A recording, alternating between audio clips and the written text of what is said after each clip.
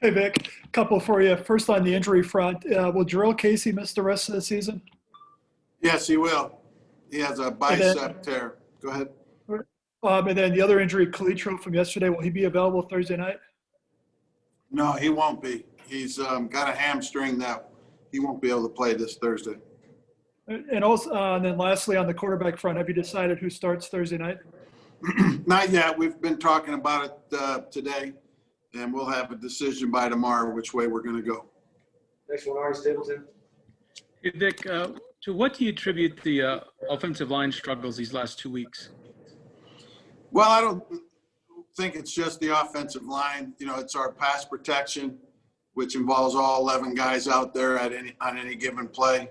Obviously, the O-line is a big part of that. You know, we've got to run crisper routes. We've got to get rid of the ball quicker. We've got to win up front in our one-on-one matchups, you know, time and time again. And it's been a little bit of everything that's caused a lot of problems. Next up, Troy. Vic, do you think with that regarding the line that the Bucs took from the Steelers in terms of their stunts and twists, or was it when you looked at the film, Driscoll was in fact holding the ball too long, or is it a confluence of factors? I think anytime it's, you know, to the extent that it was yesterday, it's, you know, all of the above. You know, anytime you have a game like you had against Pittsburgh, and, you know, the league is a copycat league. They're going to do it until you prove you can handle it. And it's, you know, Tampa likes to do that stuff anyway. So it fit right up their bag. And we weren't able to answer that with some plays and getting them blocked and making them pay. Next up, Mike Kliss. Yeah, Vic, on the quarterback, I assume it's between Rippon and Driscoll and not Bortles because of the short time? Yes, I mean, Blake was here 2 days last week, you know, and to expect him to be able to play this week on a short week where practice will be very limited, I think would be unrealistic. And also, if you do pick one, I mean, if it's Driscoll, could it be a short leash and Brett be ready? Or if it's Rippon, you know, Jeff be ready, that type of thing, as far as anticipating a move in game. Yeah, that's always available. I mean, but, you know, pulling quarterbacks in and out unless you have a good reason to, you know, isn't something you want to do a whole lot of. But, yes, in this situation, it could be a mix of the guys. Next up, Nick Cosmeyer. Shelby Harrisvick has obviously had the 2 sacks on Sunday, has had a strong start to the season. What are you seeing from him that's given him some success up on the defensive front? I think he's in the best condition he's been in, definitely in the short time I've been here. And admittedly, he says he is in the last couple of years. You know, his weight's down a little bit, which is allowing him to move better, utilize his quickness and strength more times and more often than he was able to in the past because he's not as fatigued. So I think it's a tribute to all the hard work he did in the offseason, and he's been able to sustain here during the season. Next one, Brian Ristell. Coach, I imagine the list is long, but what is the biggest, or what are some of the biggest challenges with the short week? Well, you know, number one, it's a short week, so you don't get much practice time on the field. And the practice time you get, the tempo will be down. You know, that's one. And obviously just the condensed time that you have with the players and to get ready to go on the road. And we got to travel to New York to do that. So just all the things that are easily recognizable when you do have a short week like this. Next one, Jeff Flagwell. Vic, can you just expand a little on Jarrell's injury? I mean, he played roughly his usual number of snaps. When did you become aware of it? When do you think he did it? After what, you know, I was watching the tape last night. I saw the play kind of where it happened. You can see him reach for his hand and his arm, and I believe that was the play. It was some point there in the second half, I believe. And you know, look, with a lot of injuries, you know, they don't seem as bad as they end up being, and guys are able to finish. You know, a la Bradley Chubb last year, who finished the game when he had tore his ACL. So that's what happened with him there. Are you I mean, you're going to have 15 Pro Bowls essentially on IR. Is this now uncharted ground for you in terms of injured players?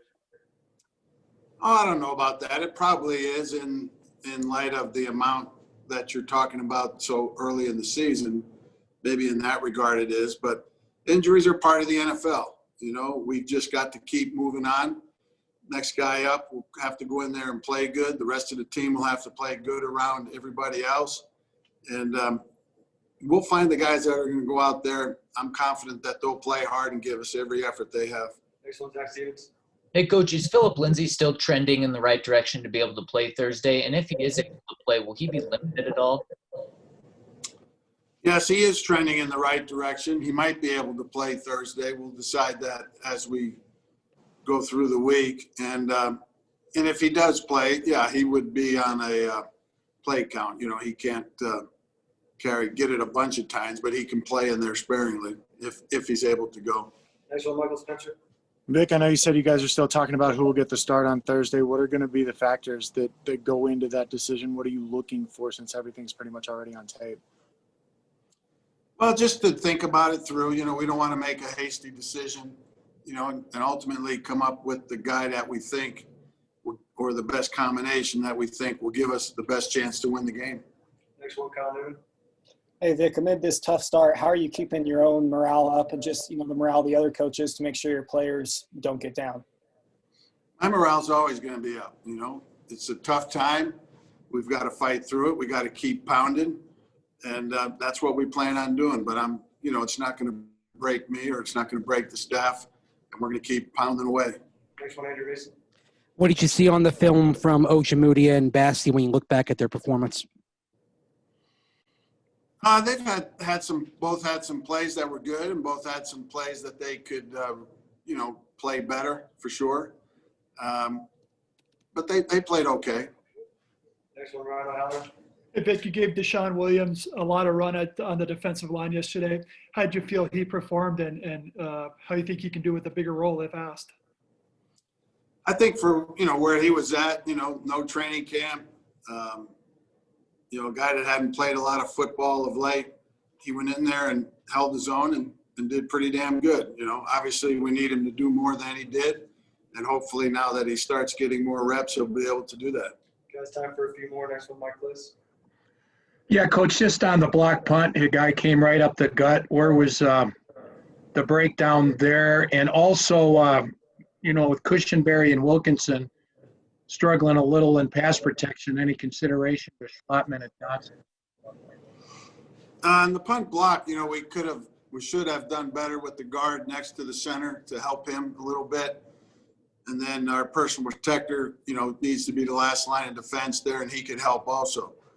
Right now, in regards to your question on the O-line, right now we're not considering that, but we'll see. Last two, Arnie and then Brandon. Hey, Vic, a couple of questions about you talk about the troubles with the offensive line. Are multiple tight end sets one of the solutions that you're looking at? And also, why was Vanette deactive yesterday?